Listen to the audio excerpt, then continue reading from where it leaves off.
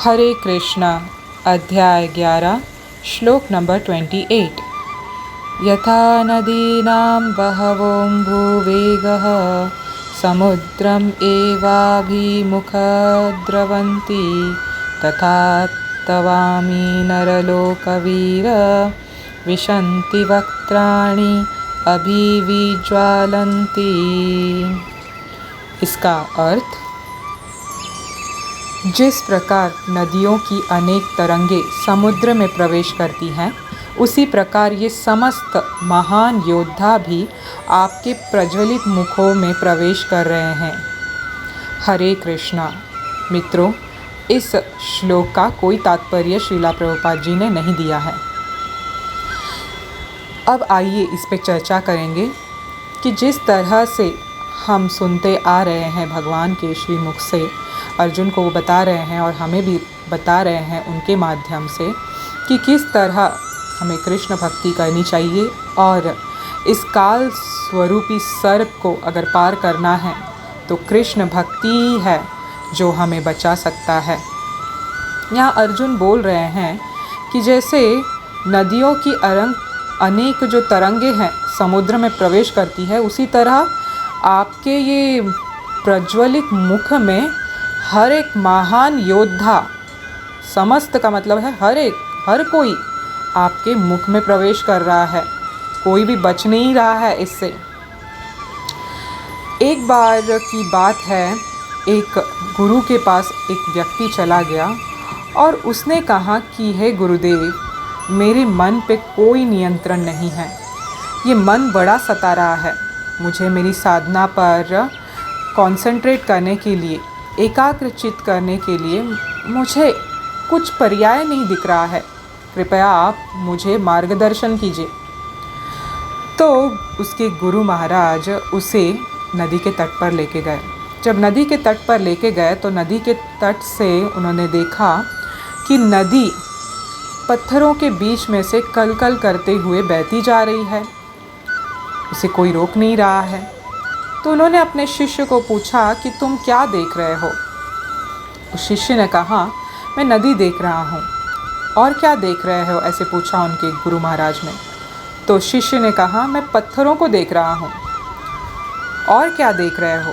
तो शिष्य ने कहा कि मैं देख रहा हूँ किस तरह नदी बहती जा रही है, उसके जगह पर, उसके जाने के जगह पर कितनी सारी पत्थरें यानी बाधाएं आ रही है, मगर वो उसको चारों दिशाओं से पार करते हुए निकल जा रही है, वो रुक नहीं रही है, वो अपने गंतव्य तक पहुंचने के लिए आतुर है। तो गुरु महाराज ने कहा, यही मैं तुमको बताना चाहता हूँ कि बाधाएं बहुत आएंगी, कठिनाइयाँ बहुत आएंगी, मगर हमें रुकना नहीं है, चलते जाना है, बढ़ते जाना है, साधना करते जाना है, हरे कृष्ण महामंत्र का जप करते जाना है, भगवद गीता का अध्ययन करते जाना है, भक्तों का संग लेना है, सत्संगी बनना है, परमार्थी बनना है, हमें कृष्ण भक्ति करना है, हमें कृष्ण की प्राप्ति करना है। यही हमारा जन्म, इस जन्म का परम लक्ष्य होना चाहिए, इसके व्यतिरिक्त और कुछ नहीं होना चाहिए।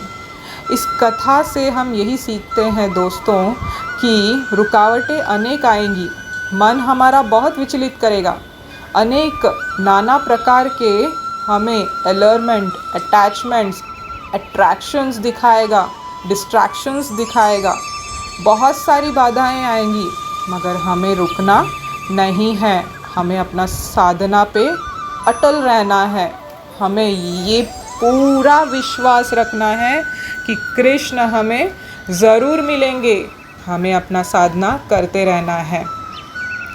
इसीलिए कोशिश नहीं छोड़नी चाहिए, हिम्मत नहीं हारनी चाहिए। कोशिश करने वालों की हार नहीं होती। इसी तरह हम अपने मन को एकाग्रचित होकर कृष्ण भक्ति में लगाए, भगवान के श्री चरणों पर ध्यान करें, हरे कृष्ण महामंत्र का जप करते रहे हर समय हर पल, तो निश्चित ही हम अपने गंतव्य तक ज़रूर पहुँचेंगे। कोई हमें रोक नहीं सकेगा, कोई रुकावट हमें हिला नहीं सकेगी।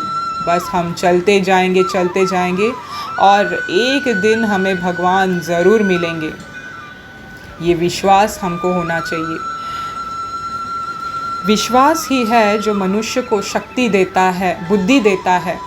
और जब कृष्ण भक्ति में हम आते हैं तो ये जो विश्वास और बुद्धि और साहस, धैर्य है, ये सब कुछ भगवान स्वयं हमको देते हैं। दूसरी कहीं से हमको लेने की ज़रूरत ही नहीं है। ना कोई मोटिवेशनल वीडियो देखने की ज़रूरत है, ना कोई किसी की सलाह मशवरा करने की ज़रूरत है। भगवत गीता पढ़ते पढ़ते अपने आप आत्मविश्वास आ जाता है और अपने आप आत्म साक्षात्कार भी हो जाता है। इसीलिए अध्ययन करना, शास्त्रों का अध्ययन करना बहुत ज़रूरी है। ये भागवतम में, श्रीमद् भागवतम में और बहुत सारे श्रेष्ठ ग्रंथों में बताया गया है कि भगवत गीता का पाठ रोज़ करना ये जीव के लिए अत्यंत आवश्यक है। अगर कोई जीव इन दुखमयी संसार से मुक्ति चाहना चाहता है तो वो भगवत गीता का रोज़ अध्ययन करे, बार बार करे, एक बार दो बार नहीं। कोई कहते हैं हमने तो एक बार पढ़ लिया, पूरा हो गया, रख दिया साइड में, दूसरे बार पढ़ो, दूसरे बार पढ़ा, रख दिया साइड में। अरे पढ़ते जाओ, एक बार दो बार नहीं, मरते दम तक पढ़ते जाओ।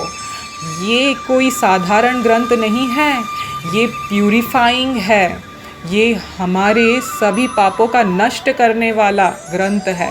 ये भगवान का परम प्रेम है जो हम मानव जीवन को मिला है। इसे तो हमें सीने से लगा के रखना चाहिए और हर पल हर क्षण पढ़ते जाना चाहिए और हरे कृष्ण महामंत्र का जप करते रहना चाहिए। हरे कृष्णा कृष्णा कृष्णा हरे हरे, हरे राम राम राम हरे हरे। श्री कृष्ण भगवान की जय। श्रीला प्रभुपाद की जय।